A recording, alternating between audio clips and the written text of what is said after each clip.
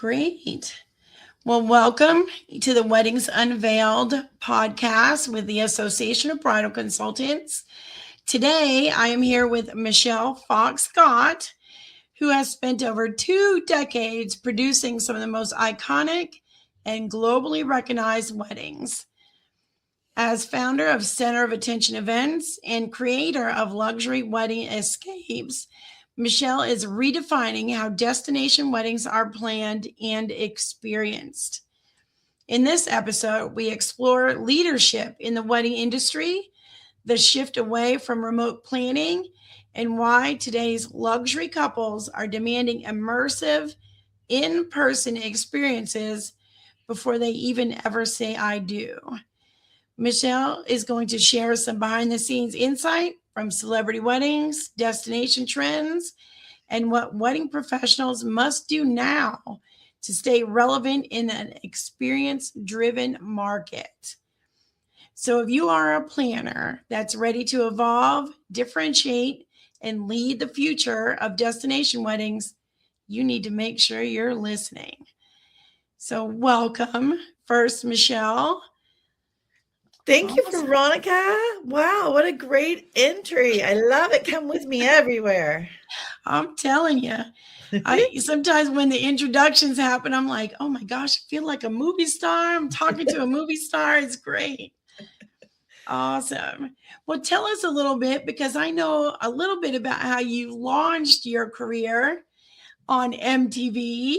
You want to tell us how that got started and, how you progressed? Well, let me tell you a fun fact first. So I was part of the Association of Bridal Consultants in early years in 2000 when there was a president that got in trouble for being a president in LA. Something happened, and I was one of the first board. I was the first board in Los Angeles, so it feels good to come home. And back then, I was a caterer, and I just loved it. I loved the program. I loved the association and the networking. And so I planned events, but as a caterer. And so it was caterers did everything back then. And then one day, Sharon Osbourne, who was one of my clients, I did birthday parties for the kids and an event when Ozzy got a star on Hollywood and different things like that. She came to me. And first, well, it was interesting. The first one was her daughter's 17th birthday party, which was on the TV show. And I had just done a party for them a month before. And it was for the other daughter. She turned 18. And then suddenly Sharon called me and said, I know you're pregnant and you're going to baby any day. I was 9 months pregnant, by the way, 9 months. Any day. So just send over one of your girls and can you do a party for us? And so I went over there. Well, actually I sent one of my girls and she said, Michele, they're making us sign papers about a TV show. So what do we do? So I went over there and I'm 9 months pregnant. I literally gave birth 1 week later and we did this party in like 4 days. So I was very, very pregnant. So that turned out to be episode 3 of the television show, The Osbournes. And it was Kelly's 17th birthday. And it went so great that Sharon was like, Michele, let's plan a wedding. My 50th's coming up. Ozzy promised me he would renew my vows with me. So we want to do that. Let's do that as my birthday present. So we did it on New Year's Eve. It was Sharon's 50th birthday. We renewed their wedding vows. We did it at the Beverly Hills Hotel. And that was the trick to me because I had never done an event where it wasn't the caterer that did everything. So I took it. I was officially a wedding planner and planned that wedding at the Beverly Hills Hotel. And it was great. I couldn't get out. I was hooked. I loved it. I loved love. I loved planning weddings. And here I am today, immersed. Awesome. That is great. So tell me, since, you've done all that and you really, trial by fire, is really what you did. How does producing celebrity weddings influence the way that you do design and logistics right now? Well, I mean, the fact that they're celebrities really doesn't make a difference to me. I approach everybody the exact same way. And, sometimes I've had clients that were celebrities. I didn't even know they were a celebrity, which is kind of funny, but I did because, they keep it under wraps, talking to the fiance and then, oops, the groom shows up and here we go. So it doesn't matter who it is. It's the same process. So for me, I go about things a little bit differently than other people I see. I don't know because I don't work in their office. But what I do is I really like to get to know the couple. So the first things we do is just kind of book the venue, and that'll introduce me to their style. And then when we look at photographers, because we need them because they're one date, even the photography style that they create and pick tells me about what they like. Do they like moodiness? Do they like playfulness? Do they want an older feel? So that photographer gives me a little insight into their minds of what they want the wedding to look like at the end from the pictures that they saw from the photographer that they ended up choosing. So that helps me. And for me, the design process continues throughout our wedding planning journey together, because we've got the venue that kind of tells me a little tale, but the more I talk to them and the more that they'll spend time with me, which is so hard in modern times. But if I can get them after we venue scout to go have lunch, that's my trick. Like, can we go have coffee? Can we go have lunch? And just learn more about their stories and what they love. Then we can start to bring in elements that are uniquely them. For example, I remember one time I was having lunch with one of my couples who told me they wanted a person to type little poetry for everyone. They had someone that did that, and they love literature and they love books. They love to read. And so that they thought that was great. And they had actually come to me. The bride had a whole board put together with exactly her look, exactly what she wanted. It was blue and white, and it was beautiful. It was really pretty. I liked it a lot.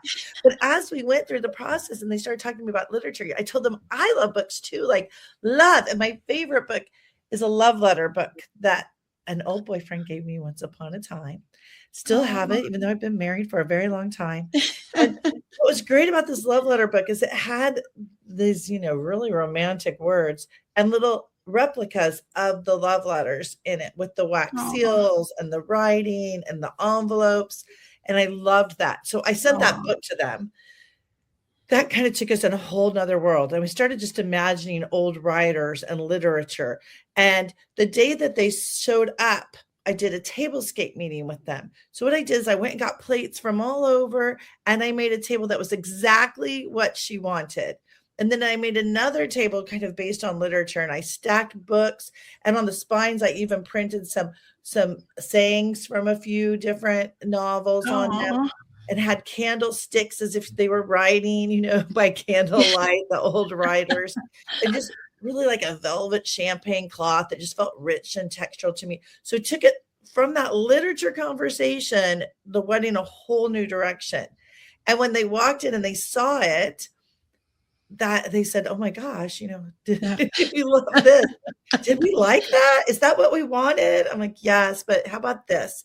So for me, it's very touching and textural. And so as much as I don't really make mood boards for my clients. So that's where I say I'm kind of different. I might show them, once I have an idea, a bunch of plates and linens, and just kind of see what they go to and pick and cross out. And then I'll collect all the items, get my flowers, let them touch everything. And it just changes when they're in the mood. They're in front of the tabletop. They imagine the day completely immersed in the experience. And that's kind of how I go about my design.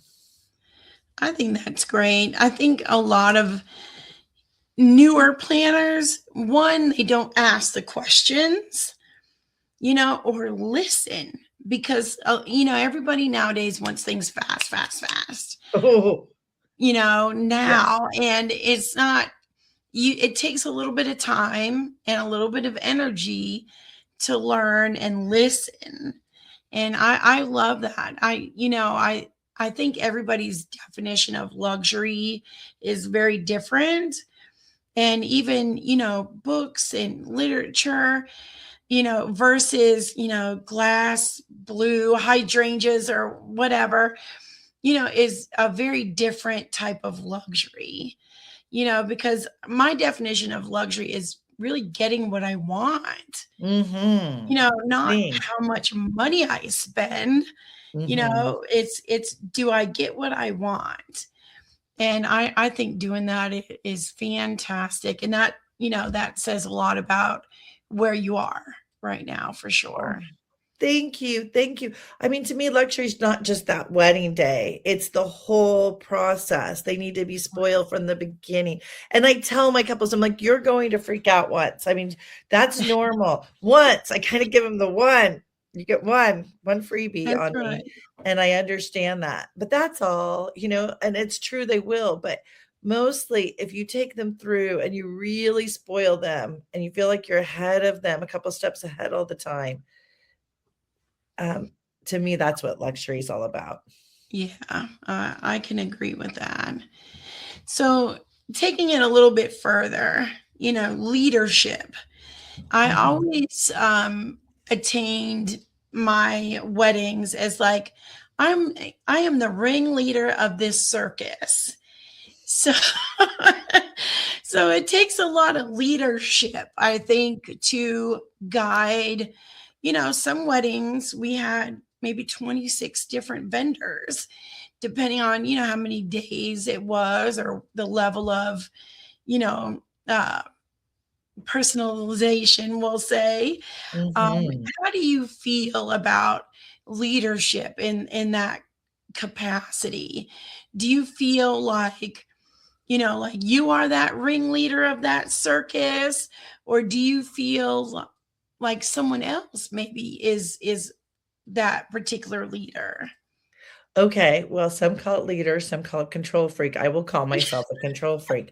It's true, I am, but in that, I also believe completely in teamwork. So part of that is that I want to put together the best team. So I don't have to be a control freak, that I trust that the team is all going to show up, do their jobs, be professional, dress professionally, act professionally, Right. also go above and beyond for my clients. Like I have a DJ who I've seen him come in and refold a pocket square, for my groom. I'm like, I love you. You're the DJ. That's amazing.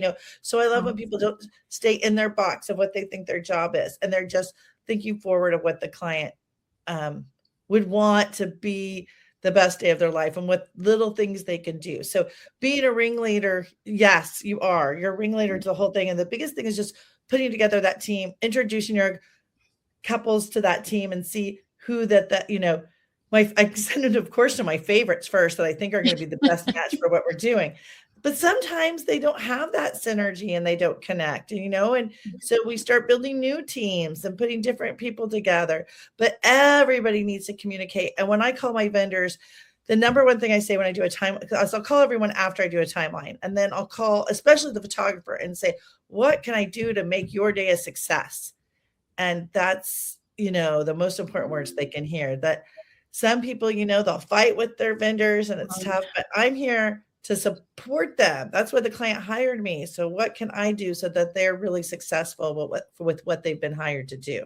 Right, right. Awesome. I love that. It is a team effort.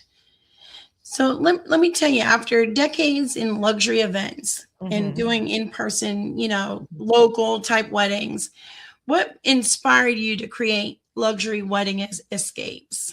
Oh my gosh. Okay, so this is my new venture and I'm so excited. I could not be more excited. But Oh, here's what we're doing. So I had been going on trips and I've been very fortunate.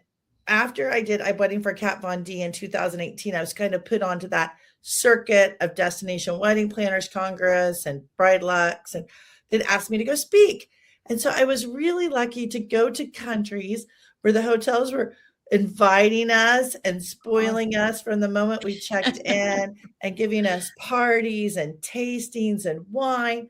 And I started thinking on one of my trips, couples should experience this. If couples had this same experience that I went through, they would say yes. They Right. would. I mean, I can't resist, but I'm not the one that can book for my client.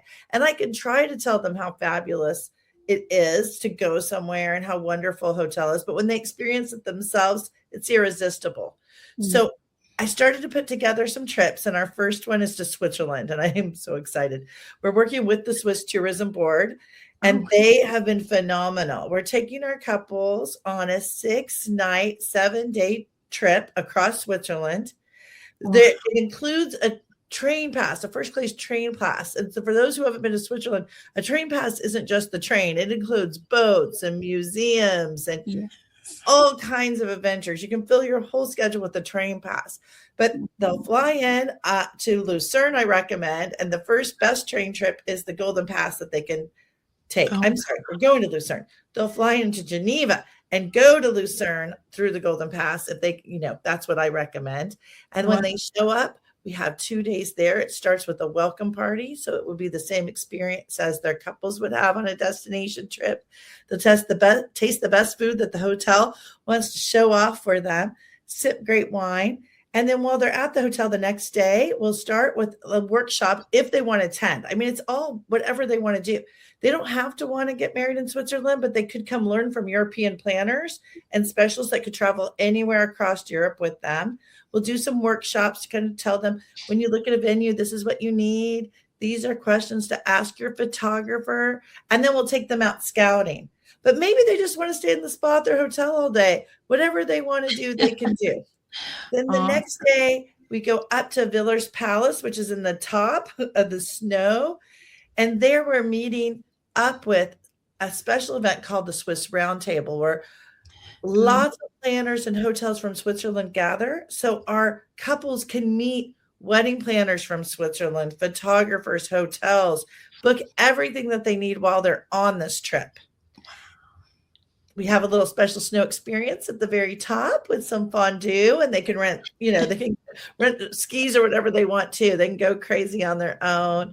We'll have a pre-after skiing, just make the most of being at the top of the mountains. Have another great dinner experience with some extra surprises. Like it's a bit like a wedding itself, so they can see all the vendors in action. And then after we're done with our 2 nights there, then we'll go to Montreux, where the Jazz Fest is, right on the water, and stay at the Fairmont. So Chaplin's World's there. There's other great venues, and just our couples are going to be spoiled. I mean, they might decide they found the place on the first day, or they might be looking forward to the last day. But the whole time that we're going through, they can learn about how to plan a wedding and just enjoy a romantic trip. I can't think of a better way to launch your wedding planning. I can't think of one either, to be honest with you. Or expand your wedding business, because I mean, from a travel agent perspective, when we go like on a fam trip, you are spoiled rotten, and it's hard to not see all of the really good things that are going on. And it makes it a much easier product to sell to other people. These clients are not only getting this Switzerland experience, but they're also getting to experience you and how you work. So even if they decide to, maybe just do a honeymoon in Switzerland, get married locally, why wouldn't they call Michele? Oh, that's so sweet. But I don't want all the business for myself. I'm going to introduce them to the Swiss planners as well, and the other Europeans are flying in. So it's great, but truly, honestly, I don't have the capacity to do all of the couples that come through.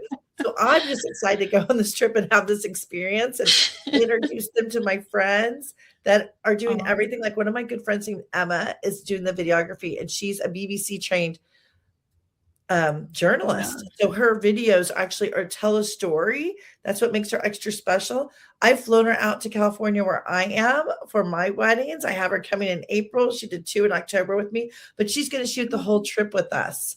And I mean, I'm happy to give business to my friends that I think are worthy, and that the couples will be really happy. Yeah, I think that's great. Now, are you planning other locations and things in the future, or? Absolutely. So we have a really exciting one happening in Italy in September. We're working with Cabo Tourism Board for, it looks like maybe June or July. Greece reached out to me to lock in a date in July. So working on that. I'm talking to all the way into 2027 to Scotland with the castle, which is exciting. So we're just booking lots of venues around the world where people can join us and just go experience. Awesome. I think that's wonderful. That's great. Now, since you do all this wonderful traveling, do you see any specific destination wedding trends? coming in that we should be aware of?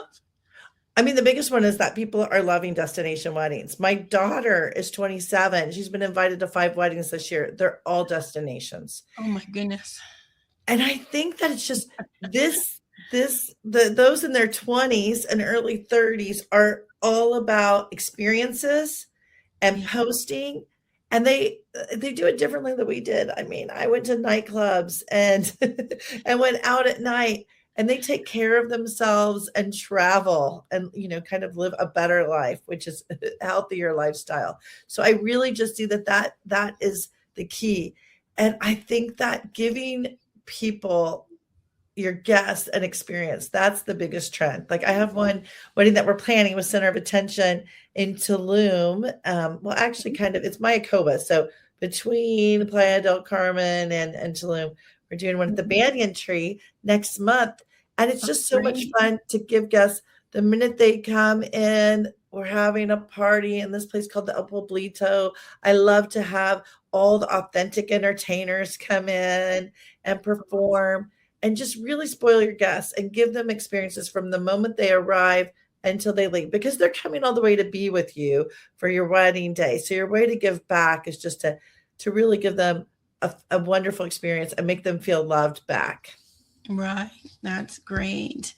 Now, can you give us a piece of advice? So, for planners trying to enter like a luxury destination space or just a luxury space, what mistakes do you think that they normally make, and what advice can you give to so they don't make those mistakes? Oh my gosh, that's a great question. What mistakes? I think the biggest mistake is people that they jump in without a lot of experience, except for maybe planning their wedding or planning parties. And for me, what makes people really successful is knowing one niche and kind of like a rose just kind of blooming out. So for me, it was catering, and I really understand that. So when I go to a hotel or I go to a venue, I understand what they're talking about. I know what I've got to load in. I know what kind of kitchen equipment we need, if we need to rent it, if we need more, what foods when we write menus will transfer and actually work on an event instead of a restaurant, how long it takes to plate, how much liquor. So that works for me. For some people, it's travel. If it's the destination world, if they've been a travel advisor, if they traveled all over, they've seen it and they've experienced, they're going to tell and guide their couples better. If they're a florist first and they understand what flowers will be in season, what day to buy them, so they open the best, those are really important key features. So I think just really like hone your skills and dive into the details that encompass a wedding as a whole. Oh yeah. I always think education is key, Yes. in everything. It's not just, opening a textbook or anything like that. It's, maybe shadowing a photographer, shadowing a caterer, getting that experience and education so you can be a better whole planner, and have a better business. I think I take webinars and stuff all the time, read, I have my bookshelf, full of books, and I read a lot because I want to learn, Yes. and not, through YouTube University all the time. It doesn't always give you what you need. So I love that. I I mean, love it to me, it made me laugh to myself. I was like, well, there's a joke I won't go to, but you said kind of trial by fire in the beginning, I learned. And it literally, when I started as a caterer, was trial by fire or no fire, because someone told me I needed a sterno. I had no idea what a sterno was, it. when I first Oh started. no. And you don't Oh, know until you got a chafing dish and it needs right, to get hot, right. you got to figure it out and you learn. That's right. That is right. I built a venue in our city here, and I didn't know anything about construction or historical councils. And I mean, every day I was coming home and like poring over the internet and books trying to figure it out. So when I went to meet with these people, I didn't sound like a, uneducated person. So I love that. I think it's funny. But it is like a lot of us do it trial by fire. I've always been really glad to have the ABC community behind me so I can, pop in the Facebook group and ask a question, so I can be ready. So I think that's great. That's a great community because, yeah, knowing the terminology, sometimes you might know how to do it, but just don't know how to say it, right? Because Right. you got, it's like the curse of the self-educated. You might not know how to pronounce the word because you've read it, but you know how to do it. Right. Important. That's right. Awesome. So looking ahead a little bit, what excites you most about where our industry is headed? Ooh, I love having the next generation come in. I love seeing fresh takes on things we've been doing already. That excites me. It inspires me. It's Good. wonderful. Where's our industry headed? Oh gosh. Well, I don't know where you are, Mhm. but I made a realization with my team yesterday that I don't have the events booked for 2027 yet. I don't know why that is.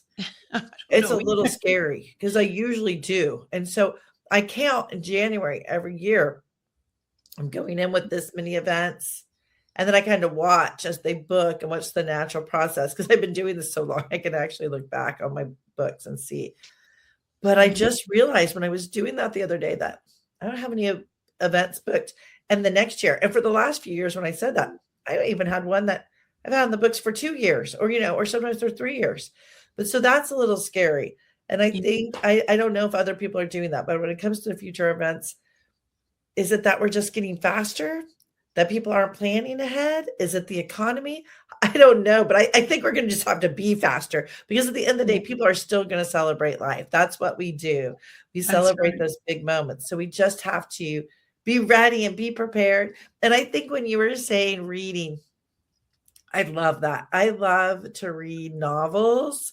I Yeah. love to go to the museum. And I think when you give yourself fresh artistic inspiration, when a client comes to you, you have experiences that you've imagined in your head from these books and things that you want to create and you can Yes. bring. So I use literature all the time. I did a wedding once, like was based on Dante's Inferno. I did one that was based on the book The Night Circus. I love literature. And so when you're a reader, I love that about you, Veronica. I do. I not only read business books, but I love romance novels Mhm. or murder mysteries. Like I'm at both ends of the spectrum here. It's really crazy. No, I am too. I said that to my daughter the other day. I was looking at her bookshelf. Books are so important to me. And I was looking at hers and she laughed at me because I was like, you are what you read. And then I said, and I've been reading serial killer books lately. So we just laughed because I realized that as I said it. What am I saying? Oh no, that's But I perfectly love it. fine. Awesome. Well, tell me a little bit. Where can listeners find you? Like, what are your social media handles and your website so they can learn little bit more about what you do? Thank you. Okay. My Mhm. center of attention events is my main business. So it's centerofattention.com. That's number one. And so I have 2 teams right now because I can't do it all myself. So that's number 1, and that's the Instagram is Center of Attention event, and I'll link. And then luxuryweddingescapes.com is the new business, and it Awesome. has an Instagram of the same name. So, yeah, please join us, and I'd love to meet everyone. Wonderful. Wonderful. Well, I definitely thank you, Michelle, for being on ABC Weddings Unveiled. And I hope that we'll see you soon, either out at, a meeting or at World of Weddings in Cancun this year. Ooh, I love Yes. that. That sounds fun. Awesome. Well, thank you. Let me, Thank you, Veronica. no problem.